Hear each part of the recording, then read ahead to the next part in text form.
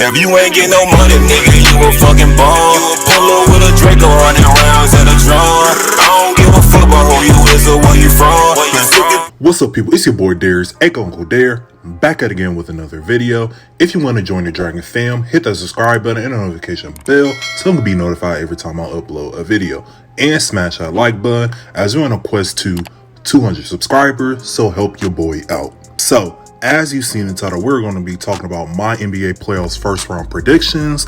I know I have been gone for a minute, but a real nigga trying to graduate college, so I was only focusing on my main channel, but go subscribe to my main channel, Uncle Derr Entertainment, if you haven't already. So in the first round in the East, we got Heat versus Hawks, Celtics versus Nets, Bucks versus Bulls, and 76ers versus Raptors. In the West, we got Suns versus Pelicans, Grizzlies versus Timberwolves, Warriors versus Nuggets, and Mavericks versus Jazz.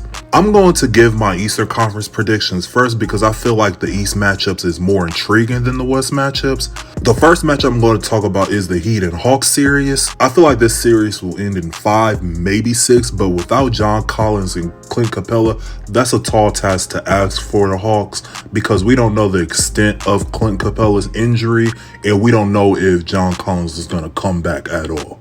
I don't think the Heat will sweep the Hawks because out of all the top teams in the East, the Heat is the team I trust the least. If Collin and Capella was playing, I would say this is a 7-game series, but without, I can't see this series going past 5. I do think Trey can get you a game, but to make it a series is highly unlikely. The next matchup is Celtics and Nets. I think the Nets will win in 6, but I won't be surprised if this goes 7 with Boston having home court advantage.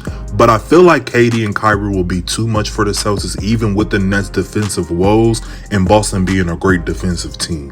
Now, if Ben Simmons come back during this series, I think the Nets going to be too much for the Celtics because I feel like Ben will significantly help the Nets on the defensive end. I just feel like Boston always do great in the regular season, then fall short in the postseason, so I always bet against them. The next matchup is Bucks and Bulls. Now this series is going to be done quick. The Bucks is just too much for the Bulls, and the Bulls' horrendous record versus top 4 teams in both conferences just not going to cut it against the Bucks. I feel like the Bucks will win this series in 4, maybe 5, because I do believe DeMar can get at least 1 game. Now if Lonzo Ball was playing, this series will be more competitive, but I still think the Bucks would win in 6. The Bucks is the most complete team in the East, and I do think the Bucks will eventually come out the East. The last matchup in the East is the 76ers and the Raptors. Now this series I have mixed feelings about because if Philly play Philly basketball, this series can be over in 5. But if Philly struggles in this series, this can definitely be a 7-game series. Now Matisse Thybulle is not vaccinated, so he can't play in Toronto during this series. Now I don't think it's a huge loss because he's not much of a threat on the offensive side of the ball, but it do helps that Philly got home court advantage to start off the series. The perfect scenario is to go up 2-0, go up to Toronto and go 1-1 and close out Toronto and Philly in game 5. But if Toronto can split in Philly, this will be a long series. Now let's talk about the West matchups. The first matchup is the Suns and Pelicans. This series is probably the least interesting matchup in the first round because the Suns going to win this series easily. This series should be over in 4, but I won't be shocked if it goes to 5. Anything past that, I will be shocked. Now this series can become interesting if Zion finds his way playing in this series, but if not, this series will be done in a week.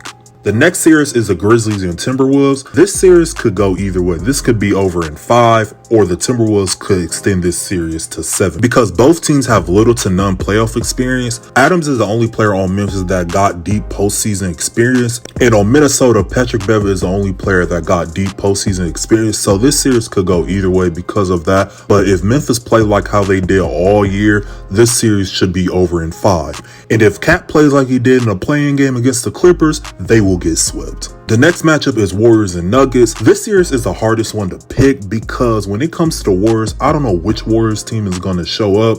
If the Warriors can play like how they did in the beginning of the season, this series can be done in 5 or 6. But if the Warriors play like how they've been playing recently, the Nuggets can win this series in 6 or 7. But it all comes down to how healthy Steph Curry is because if he's still nursing that injury, then I don't think the Warriors have a chance in this series. They got to defer to Jordan Poole and let him be the second scoring option because if Klay tried to do too much and convince himself and everybody that the old Klay is back, this will also affect the series. When it comes to the Nuggets, they playing with house money as far as I'm concerned. They don't really have championship aspirations. It's the Warriors that got it. I don't know what the status with Jamal Murray, but I can't really see him coming back unless it's a 7-game series. Now, if the Nuggets win this series, he's definitely coming back next round, but we'll see. The last matchup is the Mavericks and Jazz. This series will go 7 games, but it all depends on the health of Luka. They already said that he's going to miss game 1 and there's a chance he might come back in game 2. Now, if Luka comes back during game 2, I think the Mavs will win in 7. Now, they can still win in 7 if Luka missed the first 2 games as long as they split with the Jazz at home. But if Luka don't come back at all, Jazz will win this in 5 or 6. Luka needs this win because it's going to start a narrative that Luka can't win in the first round. Luka needs this win because I think it's going to start a narrative that Luka can't win in the first round. But I think people will give him a pass since he was hurt. But you know how the media can be. Now, when it comes to who comes out the West, I think it's between the Suns and Grizzlies. I would really love for Memphis to go to the finals, but I'm still leaning towards the Suns because I want CP3 to get him a ring because time is running out. But in history, CP3 do find a way to get hurt during the playoffs. That plays a role too. So as long as Chris Paul stay healthy, they can win it all. For the East, I got the Bucks coming out the East. It's a possibility that we can get a finals rematch, but I think the Bucks will win it all as long as everybody stay healthy. Well, that's it in this video. Let me know what you think about this video in the comment section down below. Tell me who's your predictions for the first round. Tell me who you think that's going to win it all. And also, I started a Discord and I will have the invite link in the description and I will pin it in the comment section. And lastly, me and my guy Benny started a podcast called the Ka-Chow Brother Podcast. We mainly do sports on it and we also talk about music and we will talk about other topics as well. Please like, comment, and subscribe to my channel. Go fuck with my socials. And that's the end of this video. Peace out.